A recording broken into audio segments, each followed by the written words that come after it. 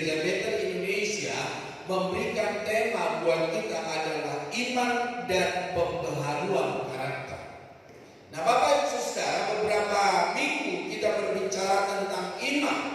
Namun hari ini kita berbicara iman dan pembaharuan karakter. Jadi ternyata kita nggak hanya cukup beriman kepada Yesus Kristus, hanya percaya kepada Yesus Kristus, tetapi ada sebuah perubahan karakter, ada sebuah perubahan akhlak, ada sebuah perubahan watak dan diam, Bapak Ibu Saudara. Jadi ketika seseorang untuk memperoleh keselamatan itu seperti firman Allah berkata, kita harus serupa dan segambar dengan Kristus. Karena apa? Kita ini adalah garam dunia, kita ini adalah terang Kristus. Nah, bagaimana kita sebagai orang beriman, namun kita tidak menjadi terang, kita tidak menjadi garam, tidak mungkin kita akan bersama dengan Kristus. Karena keserupaan dengan Kristus itulah maka orang-orang yang percaya kepadanya memperoleh upah dan mahkota daripada Kristus. Nah, kita akan baca dalam Alkitab Efesus pasal yang keempat, ayat yang ke-17 sampai 25. Efesus pasal 4 ayat 17 sampai 25. Efesus pasal 4 ayat 17 sampai 25. Judulnya di situ adalah manusia baru. Nah, kita sama-sama membaca 2-3. Sebab itu kukatakan dan kutegaskan ini kepadamu di dalam Tuhan. Jangan hidup lagi sama seperti orang-orang yang tidak mengenal Allah dengan pikirannya yang sia-sia dan pengertiannya yang gelap. Jauh dari hidup persekutuan dengan Allah karena kebodohan yang ada di dalam mereka dan karena kedegilan hati mereka. Perasaan mereka telah tumpul sehingga mereka menyerahkan diri kepada hawa nafsu dan mengerjakan dengan serakah segala macam kecemaran. Tetapi kamu bukan demikian. Kamu telah belajar mengenal Kristus karena kamu telah mendengar tentang Dia dan menerima pengajaran di dalam Dia menurut kebenaran yang nyata dalam Yesus, yaitu bahwa kamu berhubung dengan kehidupan kamu yang dahulu harus menanggalkan manusia lama yang menemui kebinasaannya oleh nafsunya yang menyesatkan, supaya kamu dibaharui di dalam roh dan pikiran yang mengenalkan manusia baru yang telah diciptakan menurut kehendak Allah di dalam kebenaran dan kekudusan yang sesungguhnya. Karena itu buanglah dusta dan berkatalah benar seorang kepada yang lain, karena kita adalah sesama anggota. Jadi jelas Rasul Paulus berkata, ketika aku ada dan ketika aku ada, supaya kita hidup sebagai orang yang beriman, orang yang berkarakter, orang yang dibaharui. Jadi artinya buat kita, Bapak Ibu Saudara, sekalipun kita di tengah-tengah orang percaya atau kita di tengah-tengah orang yang tidak percaya, kita hidup di dalam kebenaran firman. Sekalipun kita ada di gereja, di luar gereja, di dalam rumah tangga kita harus hidup dalam kebenaran. Banyak orang, saudara, menjadikan gereja, menjadikan tempat peribadatan adalah tempat maha kudus, maha suci. Tapi bagaimana setelah sampai di rumah? Apakah berbeda gereja dengan rumah? Banyak orang tidak menjadikan rumahnya tempat yang suci, tempat yang kudus,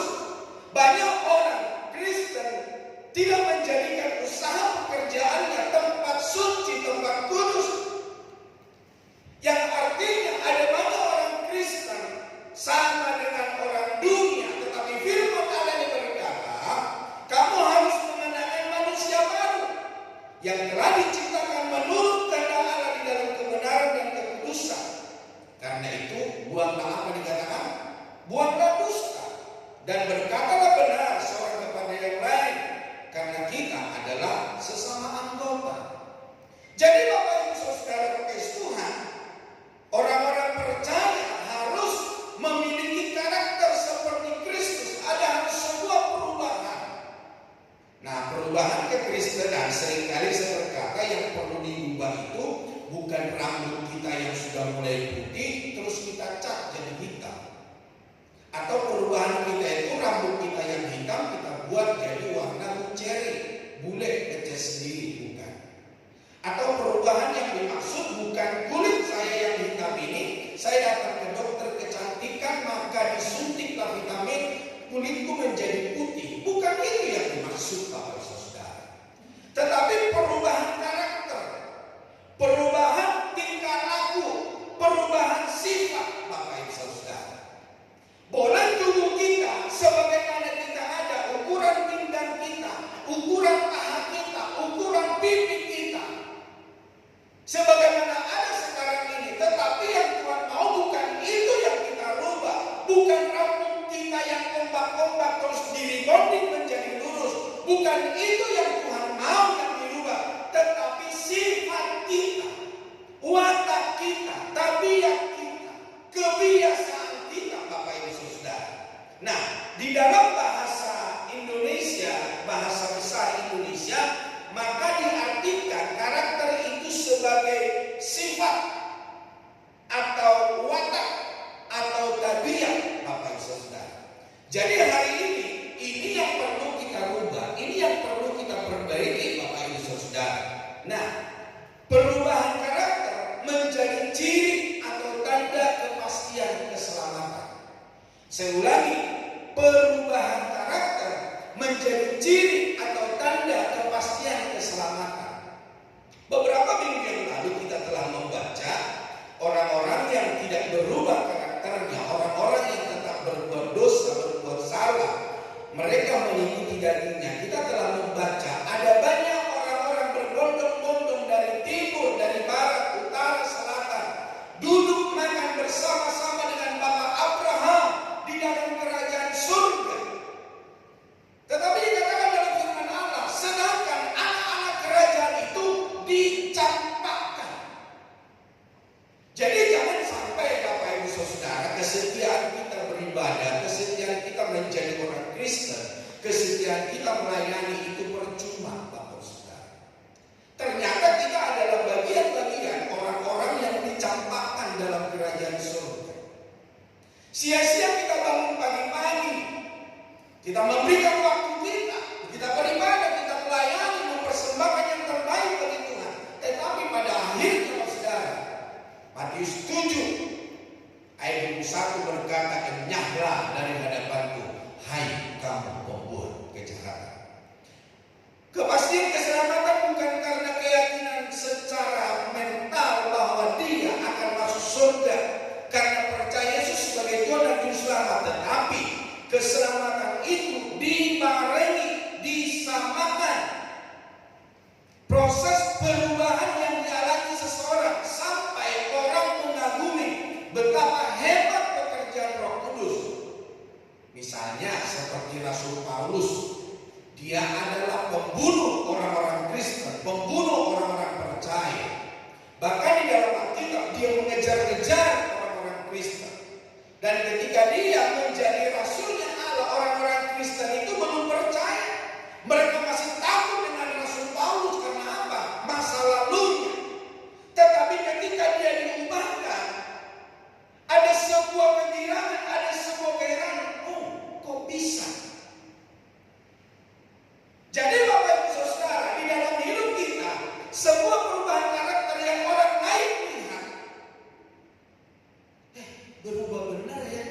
Sampai ada orang berkata begini, aduh Pak, suami saya berubah Pak. Aduh Pak, istri saya berubah Pak. Kayaknya salah minum obat itu. Sebetulnya bukan masalah salah minum obat Saudara, tapi ada sebuah perubahan tabiat, ada sebuah perubahan karakter, ada sebuah perubahan sifat yang dimana Roh Kudus bekerja di dalam hidupnya. Jangan sampai orang punya berkata begini, kamu orang Kristen, kamu ke gereja percuma, mendingan saya yang tidak bukan orang Kristen, saya lebih baik dari kamu. Jangan sampai itu terjadi di dalam hidup kita. Nah, seharusnya seseorang tahu merasakan perubahan itu, sehingga masuk surga akhirnya bukan sekedar keyakinan, tetapi tahu bahwa manusia seperti ini layak bersama-sama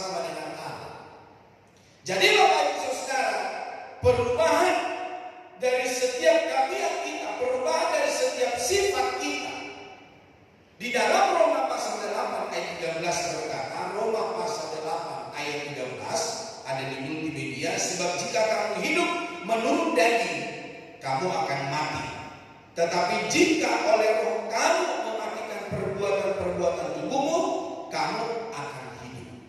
Jadi Roma ini jelas berkata, ketika kita menuruti daging kita, ketika kita tidak ada sebuah perubahan karakter, maka kita akan mati. Mati bukan hanya sekedar mati secara jasmani, tetapi tidak ada hubungan kehidupan dengan Kristus. Tidak ada kehidupan yang kekal. Tidak ada kehidupan bersama-sama dengan Allah. Tidak menikmati kerajaan surga. Tidak memperoleh rumah. Seperti dalam Injil Yohanes 14. Rumah yang telah disediakan oleh Yesus Kristus ketika dia naik ke surga. Menyediakan rumah bagimu dan bagimu. Ada ayat-ayat yang di dalam Alkitab yang saya telah catat di multimedia. Bapak Ibu boleh catat, nanti boleh baca di rumah Bapak Ibu Saudara. Nah, Bapak Ibu Saudara kasih Tuhan, bisa kita melihat dengan keadaan bangsa Israel, Bapak Saudara. Ketika mereka tidak berubah, padahal mereka sudah banyak melihat mujizat, banyak melihat perkara-perkara yang spektakuler, Bapak Saudara. Tetapi bangsa itu tegar tengkuk, bangsa itu tetap bangsa yang tegar tengkuk, yang senantiasa melawan Allah, bersungguh-sungguh melawan Musa, Saudara. Bahkan Bapak Ibu, kalau baca di dalam Bilangan pasal yang ke-16, di situ ada yang namanya Datan, Abiram, Eliab. Nah, orang-orang ini adalah orang-orang yang memberontak terhadap Musa. Kenapa, Saudara? Orang-orang ini adalah keturunan Ruben, dari suku Ruben. Tetapi orang-orang ini mau jadi imam seperti Harun. Seperti tugas yang diberikan kepada suku-suku Lewi. Akhirnya orang-orang ini berkata kepada Musa, kami ini semua adalah umat Tuhan. Kami pun dipakai oleh Tuhan. Kami pun bisa mempersembahkan persembahan seperti imam lakukan. Akhirnya Musa berkata begini, udah besok kita keluar, kita berdiri di depan kemah, dan kita semua mempersembahkan persembahan kita kepada Allah. Akhirnya Datan, Abiram, Eliab, mereka juga mempersembahkan korban kepada Tuhan. Ternyata apa yang terjadi, Saudara? Korban-korban mereka itu gak diperhatikan oleh Tuhan. Dan Musa berkata begini, kalau memang saya bukan utusan Tuhan, kalau kamu mati seperti sewajarnya mati, berarti saya bukan utusan Tuhan. Tetapi kalau ada sesuatu yang terjadi, tanah ini akan membuka mulutnya dan menelangkap hidup-hidup, percayalah bahwa saya utusan dari Tuhan. Belum berapa lama Musa berkata demikian. Datan, Abiram, Eliab bersama dengan istri anak-anaknya dan pengikutnya 250 orang ditelan oleh tanah hidup-hidup bersama dengan harta kekayaannya. Padahal, Saudara, orang-orang ini adalah orang-orang yang telah melihat perkara-perkara besar. Tapi mereka masih meragukan Musa, masih meragukan orang-orang Lewi yang diberikan atau dikhususkan oleh Tuhan. Tugas mereka mempersembahkan persembahan korban umat Israel kepada Allah. Ternyata, Bapak Saudara, dalam kejadian ini, belum berapa lama kemudian masih banyak orang memberontak terhadap Musa. Mereka masih marah terhadap Musa. Yang akhirnya, Saudara, di dalam ayat 41-44 dikatakan dalam firman Allah, ada 14.000 orang dibinasakan oleh Tuhan. Bapak Ibu Saudara, sudah berapa lama kita mengiring Tuhan? Sudah berapa banyak pertolongan Tuhan yang Tuhan berikan bagi kita? Percayalah semua, semua apa yang dikatakan oleh kebenaran firman Allah itu adalah iya dan amin. Bapak Ibu Saudara, di dalam perjalanan bangsa Israel keluar dari tanah Mesir, oleh karena mereka tetap menggerutu, mereka tetap tegar tengkuk, maka apa? Di dalam firman Allah Bilangan 21, orang-orang Israel itu mengalami bahaya, Saudara. Bahayanya apa? Ada ular-ular tedung, ular-ular tembaga yang datang untuk apa? Menggigit bangsa Israel. Dan ada banyak orang mati di antara mereka. Itulah sebabnya kalau Bapak Ibu lihat di multimedia, di situ Allah berkata begini, Musa, tangkaplah ular itu dan taruhlah di tiang. Setiap orang yang memandang kepada ular yang ada di tiang itu, mereka tidak akan mati. Makanya ini jadi logo rumah sakit, Pak Saudara. Nah, ini ada di mana? Ini ada di Gunung Nebo. Gunung Nebo. Ini ada di Gunung Nebo. Jadi Bapak Ibu Saudara, di Gunung Nebo ini Musa terakhir dan dia tidak bisa masuk dalam tanah Kanaan. Ini kuburannya. Karena apa? Musa ini pun melakukan dosa, tidak taat kepada Allah. Ketidaktaatannya apa? Ketika Allah berkata kepada Musa, katakanlah kepada bukit itu, karena bangsa Israel tidak mendapatkan minum, tidak ada air. Tapi Allah berkata kepada Musa, bicaralah sama bukit itu dan dia akan mengeluarkan air. Karena Musa sudah kesal atas ketegar-tengkukan bangsa Israel.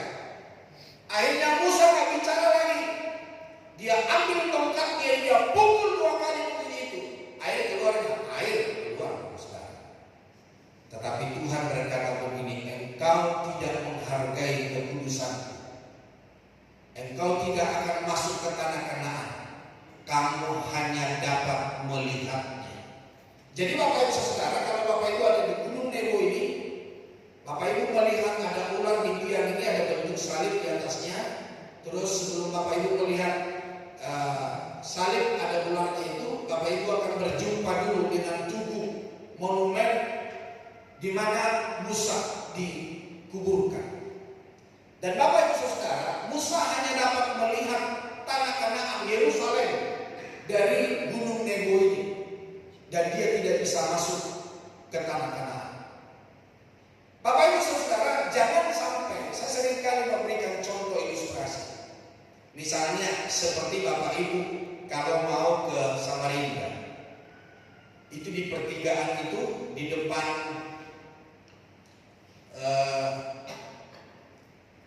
depan toko-toko situ, supermarket di situ, biasanya ada bis jurusan Samarinda ke Bontang. Di situ ada mampir, Saudara.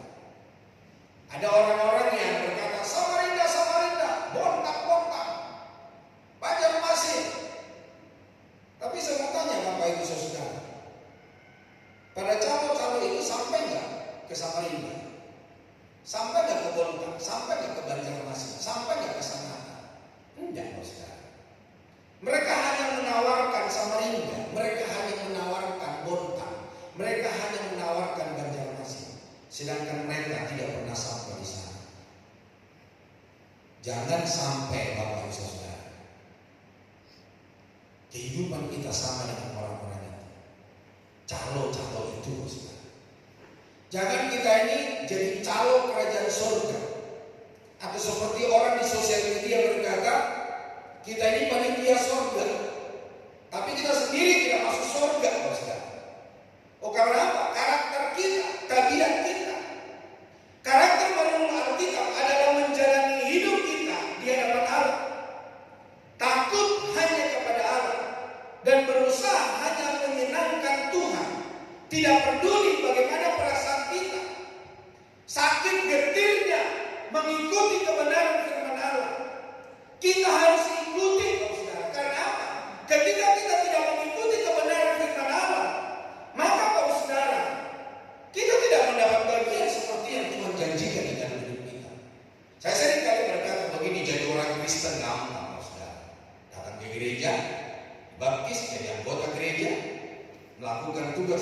jawab, tetapi hidup sebagai orang Kristen tidak segampang itu. Ada korban, ada salib yang harus kita tanggung mengiring Tuhan, percaya kepada Yesus Kristus.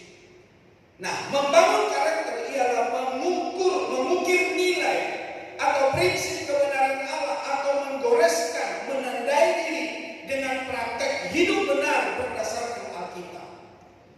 Semisal di atas kaca ini kaca polos, saudara. Tetapi kaca polos ini bisa diukir. Apakah bentuk salib, apakah ada tulisan-tulisan atau pemandangan. Jadi hidup kita, mari kita ukir dengan karakter yang sesuai dengan Alkitab. Apa yang dikatakan oleh Alkitab, kita ukir di dalam hidup kita. Sehingga apa yang dikatakan oleh Rasul Paulus, kita ini menjadi suratan Kristus yang hidup. Kita gak usah rame-rame bagi Alkitab ke orang lain, atau kita bilang downloadlah Alkitab di HP. Tetapi hidup saudara dan saya, tindakan kita, perbuatan kita, itu bisa dibaca oleh orang lain. Jadi hidup kita adalah hidup yang menjadi Alkitab yang hidup, Alkitab yang berjalan, yang bisa dibaca oleh semua orang. Seperti Rasul Paulus kepada jemaat yang dilayani berkata, aku mendengar pertumbuhan kamu, perubahan kamu, hidupmu yang sesuai dengan firman Allah, itu dari orang-orang yang ada di sekelilingmu. Jadi Rasul Paulus mendengarkan perubahan yang umat Tuhan yang dilayaninya, bukan dari sesama jemaat atau bukan dari pengakuan pribadi, tetapi Rasul Paulus mendengarkan dari masyarakat yang tidak orang percaya, yang tidak dilayani oleh Rasul Paulus. Paulus mendengar dari mereka bahwa umat itu berjalan sesuai dengan kebenaran firman Allah. Bahkan umat itu dipuji-puji. Oleh karena apa?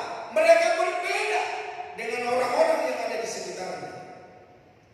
Bapak Ibu Saudara, secara sederhana, karakter adalah melakukan apa yang benar karena hal itu benar. Jadi jangan kita melakukan hal yang salah sampai ada orang membuat kata-kata hoax dan merupakan itu kita pikir merupakan sesuatu yang benar, tapi berkarakterlah benar, melakukan yang benar karena hal itu benar. Orang yang berkarakter adalah orang yang melakukan apa yang benar karena alasan yang benar. Karakter adalah tentang siapa kita. Siapa kita, saudara? Kita harus tahu siapa kita. Nah, kita adalah anak-anak Allah. Kita adalah gambaran Allah. Dan kita harus berbeda dengan orang dunia. Atau ada yang mengatakan tentang diri kita terbuat dari apa? Berasal dari mana? Ya, kita memang sama-sama terbuat dari tanah liat, tapi kita berasal dari kerajaan surga. Karena Petrus berkata, kamulah umat yang imamat yang rajani, bangsa yang terpilih, kepunyaan Allah. Jadi ketika kita berkata kita kepunyaan Allah, maka kita harus berbeda. Karakter adalah tentang siapa kita atau apa yang mengatakan tentang diri kita terbuat dari apa, berasal dari mana. Nah, Bapak Ibu Saudara kekasih Tuhan, karakter-karakter terbaik yang harus kita miliki menurut Alkitab ialah kerendahan hati,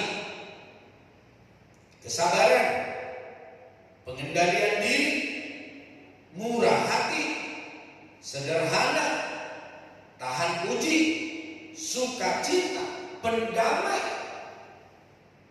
Nah, kita ini jadi pendamai enggak? Atau kita membawa kerusuhan, atau kita menjadi ember.com? Kita ini mempengaruhi orang untuk tidak hidup benar. Nanti Bapak Ibu bisa baca dalam Matius 5 ayat 1-12, Galatia 5 ayat 22 sampai 23. Karakter Bapak Ibu Saudara memegang peranan penting dalam seluruh aspek hidup.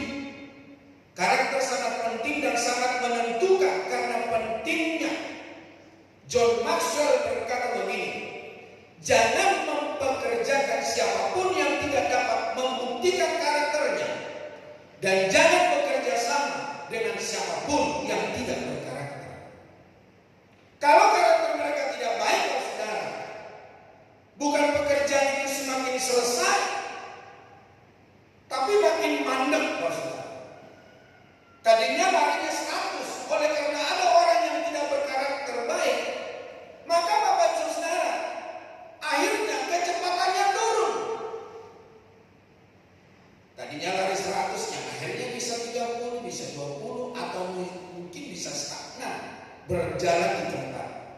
Begitu juga dalam kehidupan rohani. Karakter akan sangat membantu. Karakter akan sangat menolong Bapak Ibu Saudara. Nah, penulis terkenal J.R. Miller menulis, satu-satunya hal yang kembali pulang dari pemakaman orang mati bersama orang-orang yang bergabung dan menolak untuk dikubur adalah karakter. Makanya ada pepatah berkata begini, gajah mati meninggalkan gading, harimau mati meninggalkan belang, manusia mati meninggalkan hutan. Oh bukan, manusia mati meninggalkan nama baik lebih berharga dari apa? Dari emas.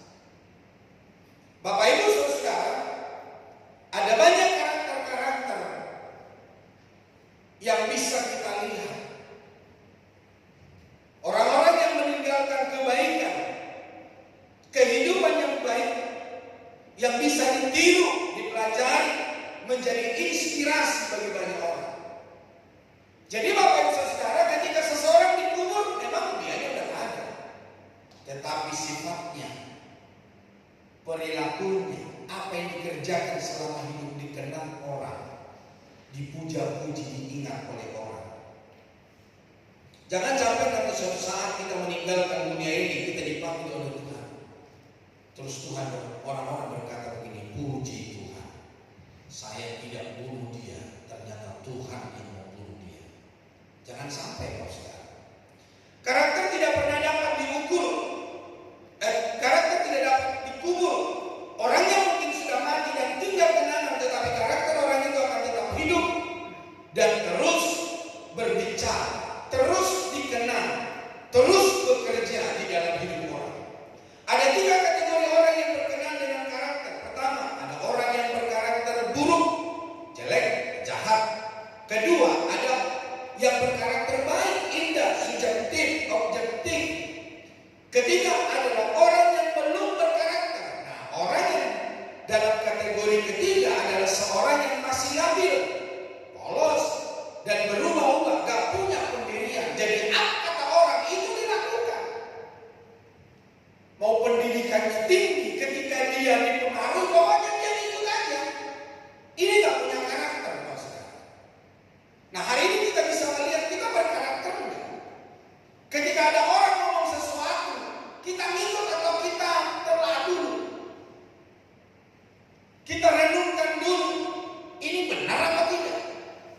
Kalau enggak, boleh umurmu besar, sekolahmu tinggi, berarti kau masih belum punya pendirian. Hari ini Pak Saudara, kita sebagai orang Kristen yang ada di tempat ini, biarlah kita menjadi orang Kristen jangan yang labil. Makanya firman Allah berkata, kalau kamu mau jahat, jahat sekalian. Kalau kamu baik, baik sekalian. Kalau mau dingin, dingin sekalian. Jangan labil, Pak Saudara.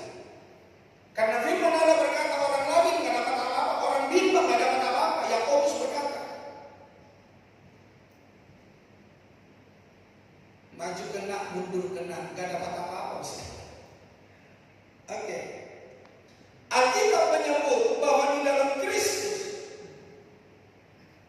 kita adalah manusia baru. Manusia lama telah mati dan karena anugerah Kristus mendapatkan hidup kekal di dalam Dia. Sebagai manusia baru, kita bertumbuh di dalam karakter yang semakin menyerupai Dia. Ingat Bapak Saudara, ketika kita diciptakan oleh Allah, Kejadian pasal pertama mulai ayat 26, 27, 28 dikatakan, marilah kita menciptakan manusia itu serupa dan segambar dengan kita. Jadi Bapak Ibu Saudara, di dalam dunia ini kita harus mengukir hidup kita untuk apa? Serupa, segambar dengan Kristus. Bukan keegoisan kita yang mempengaruhi kita, sehingga diri kita gak menyerupai gambaran Kristus.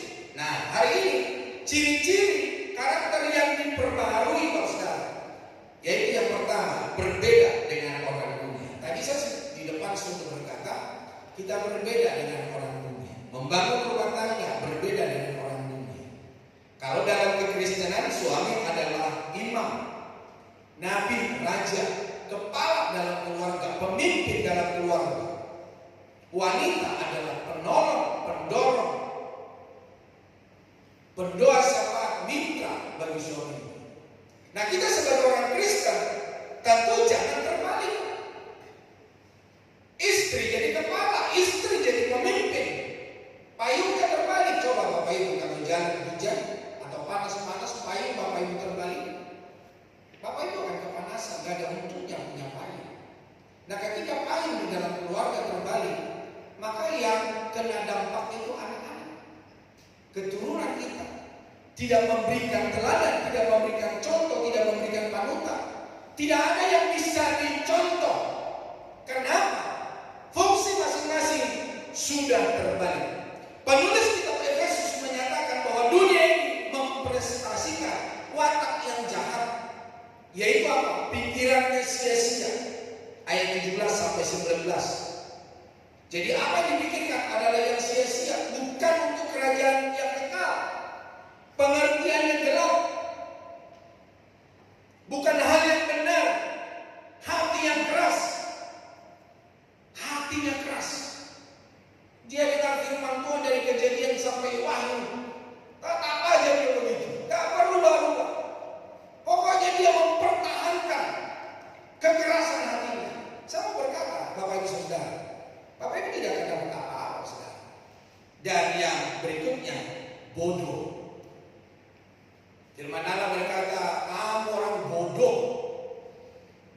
Kita udah memperoleh, udah menerima keselamatan, tapi kita masih bertahan di karakter kita yang jelek. Selain itu, mereka juga memiliki perasaan yang tumpul, tak punya perasaan. Menyerah kepada hawa nafsu. Jadi hawa nafsu lah yang berkuasa dan melakukan kecemaran dalam hidup mereka. Sebagai manusia baru, kita harus berseberangan dengan sifat atau tindakan dunia. Posisi kita sudah berbeda dengan mereka yang belum mengalami penebusan. Nah, Bapak Ibu bisa bandingkan dalam Efesus 2 ayat 1 sampai 10. Karakter menjadikan pribadi yang berintegritas.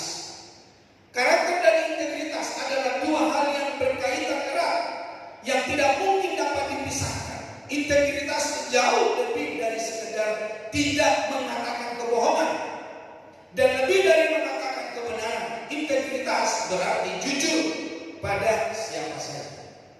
Ya, kalau kau masih hidup dalam kebohongan, kau masih ada tipu-tipu, yang kau nggak berkarakter Kristus. Misalnya tipu-tipu begini, ya apa saja, dalam usaha misalnya, timbangan yang kita tahu itu timbangan 10 ons, tapi timbangan Bapak Ibu hanya 9 ons. Harga misalnya pointer ini 100.000 misalnya, Bapak Ibu sudah dapat untung menjual ini 100.000. Tapi ketika ada orang menawar, Pak, Bu, Mas, Mbak, 80.000 ya. Aduh, modalnya aja belum dapat. Padahal 100.000 sudah untung. Tapi dibilang modalnya saja belum dapat. Itu bohong, maksudnya. Nah, banyak orang pebisnis, banyak orang pengusaha seperti itu. Bilang saja, oh, saya nggak jual kalau segitu.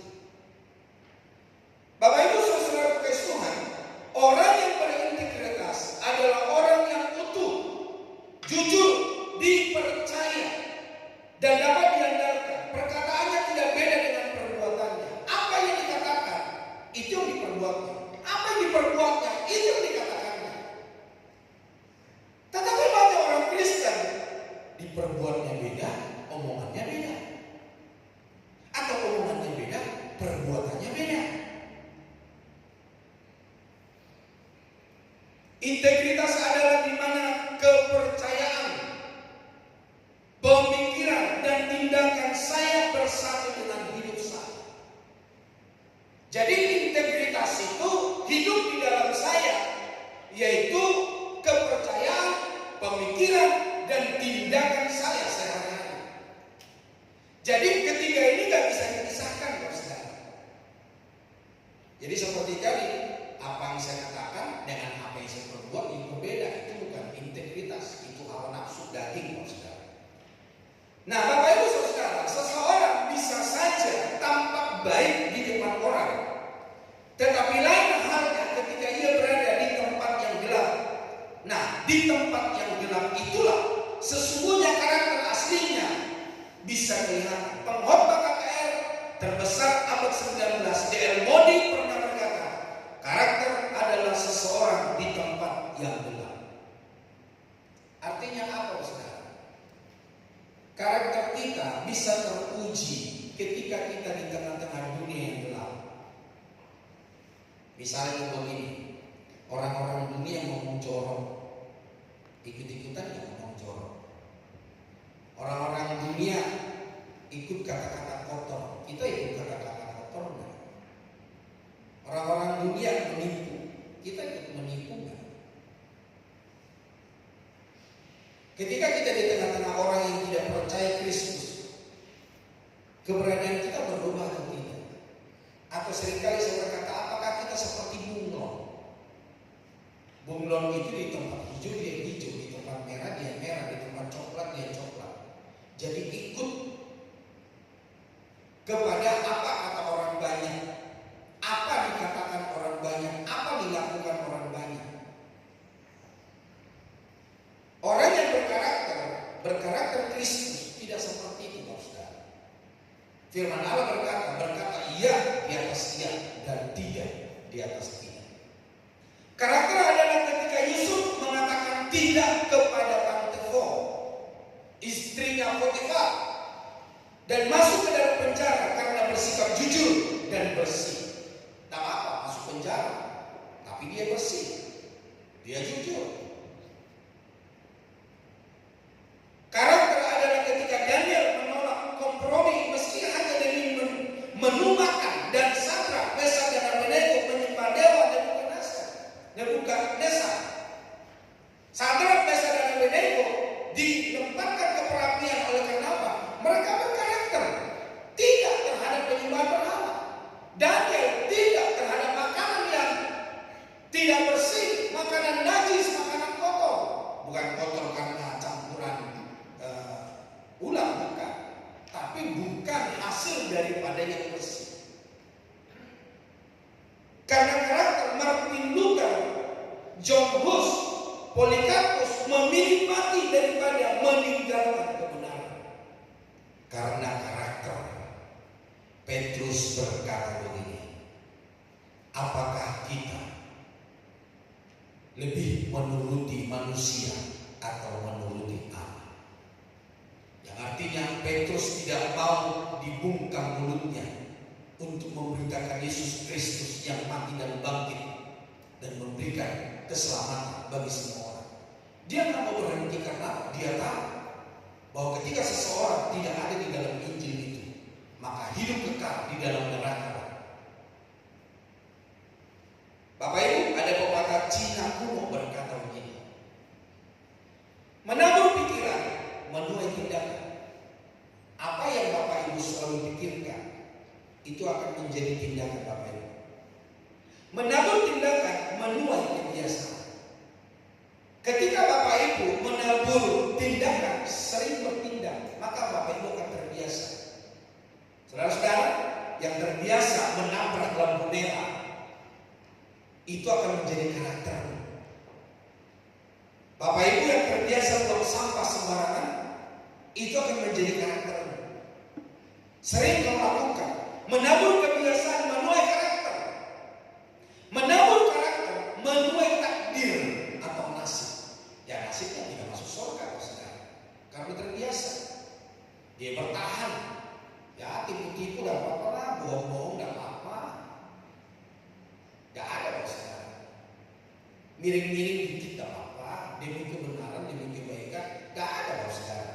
Dalam firman Allah tadi seperti itu. Yang kedua, dia dalam pengenalan pada Kristus. Selain menolak hal duniawi, manusia baru di dalam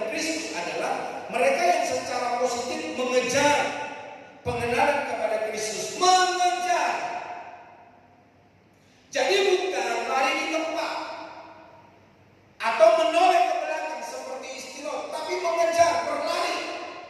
Makanya Rasul Paulus dalam bahasa Batak apa nulis, saya berkata begini, Ahmad ibn Hutudam, aku berlari-lari untuk meraih mahkota yang telah Kristus sediakan bagiku. Berlari, mengejar,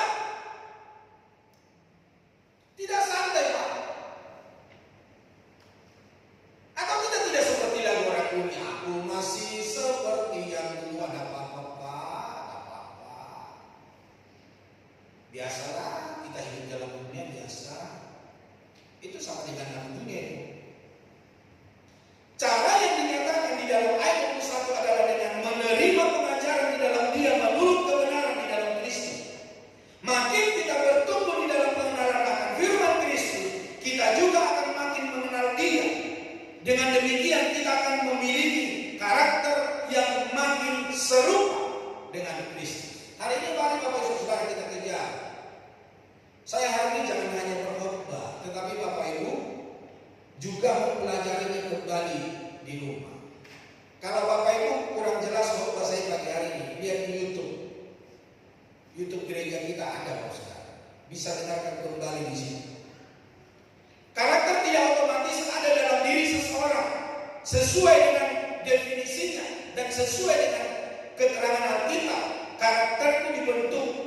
Setiap manusia terlahir tanpa karakter, seperti sebatang kayu yang siap dipahat diukir. Meskipun kita percaya semua manusia dilahirkan dengan kecenderungan pada temperamen tertentu, tetapi ia belum sepenuhnya menjadi karakter.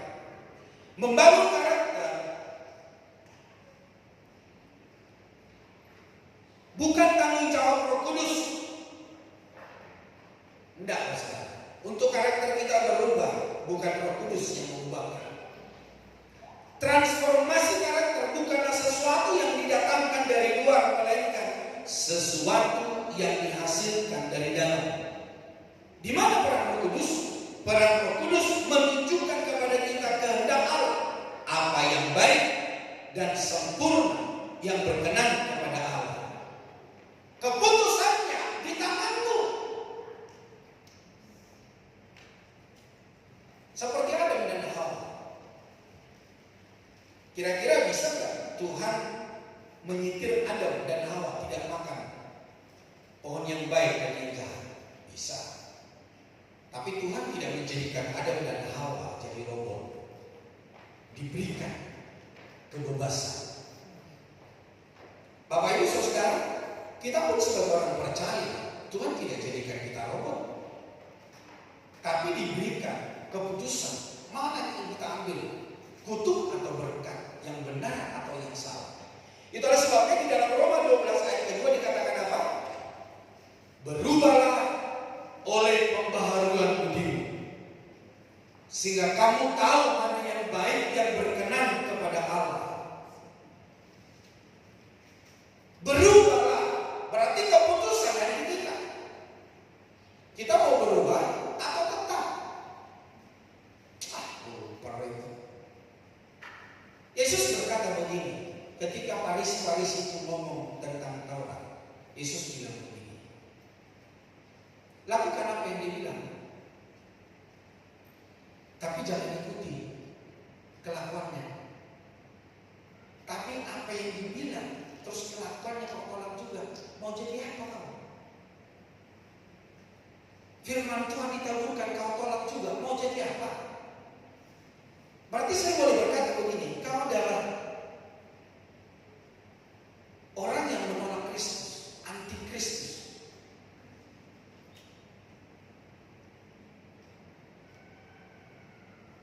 Peran Roh Kudus memberikan kita kekuatan untuk menaatinya. Peran Roh Kudus diberikan kekuatan untuk kita menaatinya. Peran Roh Kudus mengingatkan kita. Roh Kudus bilang jangan.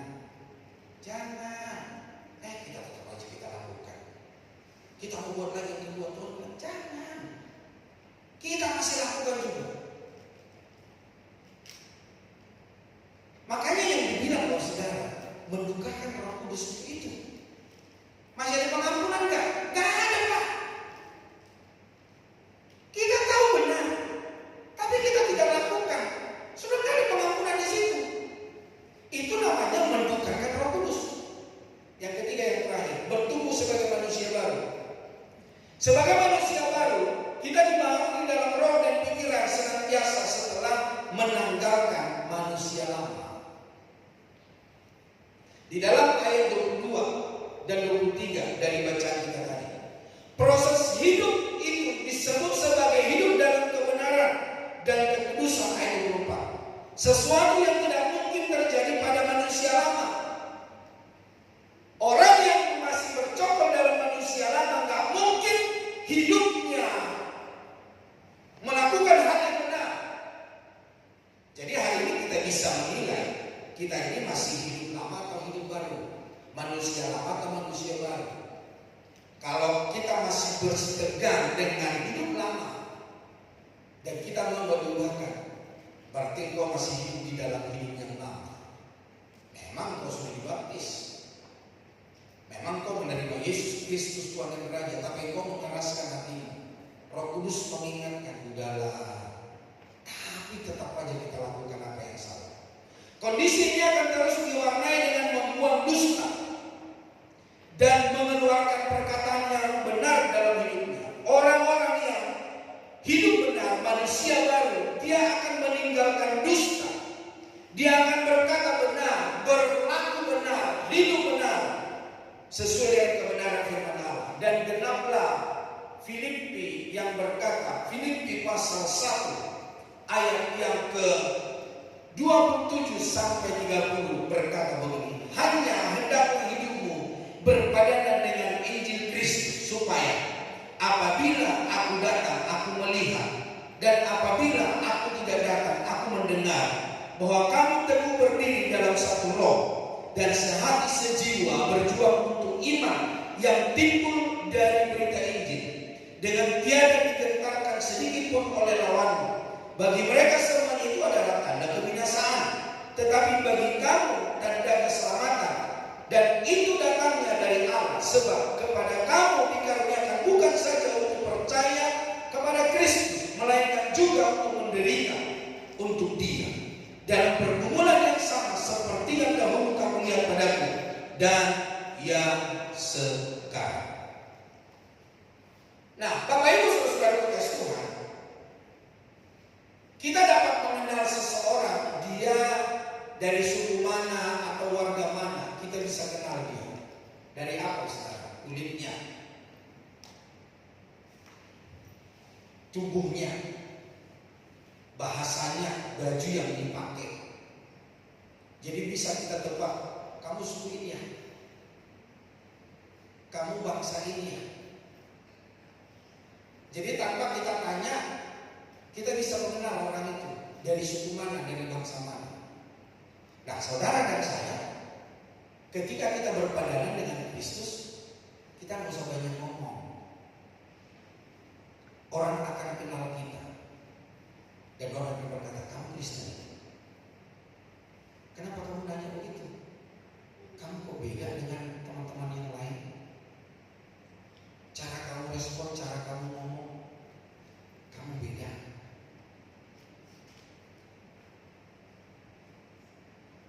Makanya firman Allah berkata kita ini menjadi suratan Kristus yang hidup. Alkitab yang berjalan, suratan Kristus yang terbuka. Nah, bagaimana karakter itu dibentuk? Yang pertama, saudara, karakter itu dibentuk adalah pikiran yang benar dan hati yang benar. Mari Bapak Ibu selalu berpikiran yang benar, hati kita benar. Transformasi karakter dimulai dari pikiran. Hal ini bisa berarti bertobat, metanoia, atau membersihkan pikiran dan hati dari segala kotoran, sampah, tahayul, dan filsafat dunia yang mengisi pikiran dan hati dengan firman Tuhan. Mari Bapak Ibu Saudara, kita isi hati, pikiran kita dengan firman Allah. Sehingga saudara, ketika kita sudah mulai menyimpang ke kiri dan ke kanan tidak sesuai dengan kehendak Allah, kita berkata dalam nama Yesus, Tuhan kuatkan saya. Tapi kalau Bapak Ibu tenang-tenang saja ikut arus, berarti Bapak Ibu nggak mau berusaha untuk bertumbuh, berubah. Yang kedua adalah disiplin rohani. Harus disiplin. Disiplin rohani adalah suatu aktivitas atau latihan rohani yang bisa membantu Anda memperoleh kekuatan rohani untuk menjalani hidup seperti yang dikehendaki Tuhan. Setiap pagi saya mendengarkan latihan